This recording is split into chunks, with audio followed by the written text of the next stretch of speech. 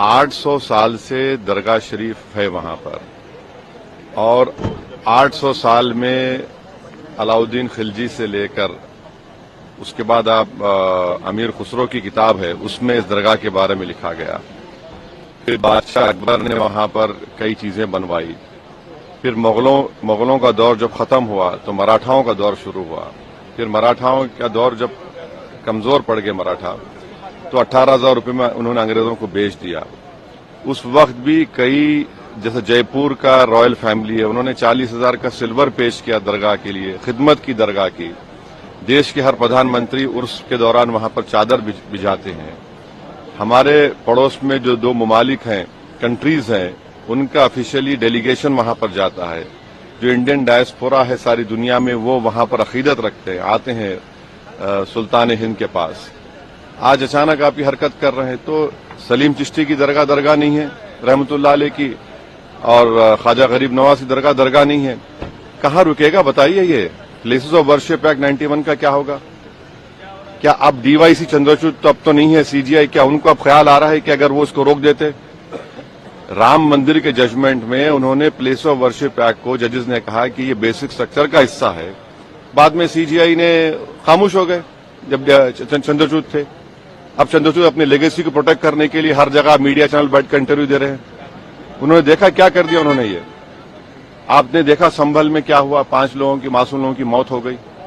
अब भारत सरकार को पार्टी बनाया गया, मिनिस्ट्री ऑफ माइनॉरिटी अफेयर्स को, एएसआई को। अब नरेंद्र मोदी की सरकार क्या वो कहेगी जिस पर नरेंद्र मोदी ने अपनी चादर बिछाई है बहैसियत प्रधानमंत्री कि वो दरगाह है नहीं है? एएसआई क्या बोलेगा?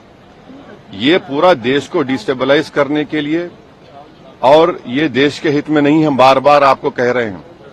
ये जो ताकतों का ये जो लोग हैं इनका डायरेक्टली इनडायरेक्टली ताल्लुक बीजेपी आरएसएस से है, इससे कोई डिनाई नहीं कर सकता। मोदी भी वहां चादर भेजते हैं। बीजेपी आरएसएस ने मस्जिदों और दरगाहों को लेकर इतनी नफरत क्यों फैलाई है? निचली अदालतें पूजा स्थल पर अधिनियम सुनवाई क्यों नहीं कर रही हैं? इस तरह कानून का शासन और लोकतंत्र कहाँ जाएगा? यह सही नहीं है। देश के हित में काम करना चाहिए। मोदी और आरएसएस की सरकार देश में कानून और शासन को कमजोर कर रही है। यह सब भाजपा और आरएसएस के इशारों पर हो रहा है। नहीं, इस पे भाजपा और आरएसएस कहाँ से आ गई? असुद्दीन ओवैसी साहब हमें लगता है गांजा फूंक करके बयान देते हैं। ये जो जांच का है, सर्वे का है, चाहे जो केस को स्वीकार किया है माननीय कोर्ट ने किया है, और कोर्ट कुछ न कुछ देखा होगा ना।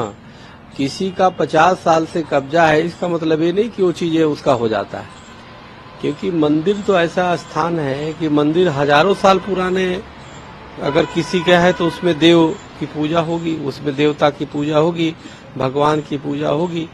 तो जब प्रमाण है, जो डालने वाला है, केस डालने वाला है, तो उसके प्रमाण को कोर्ट देखती है, माननीय कोर्ट समझती है, तब जाकर स्वीकार करती है। तो ये जो तुरंत सरकार को घेरने लगते हैं, संघ को घेरने लगते हैं, अरे भाई आपको रखनी है बात जाके कोर्ट में रखो।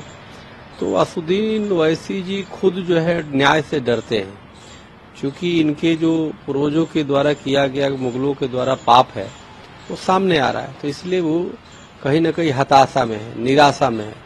इसलिए वो मुस्लिम कार्ड खेलते हैं, विक्टिम कार्ड खेलते हैं।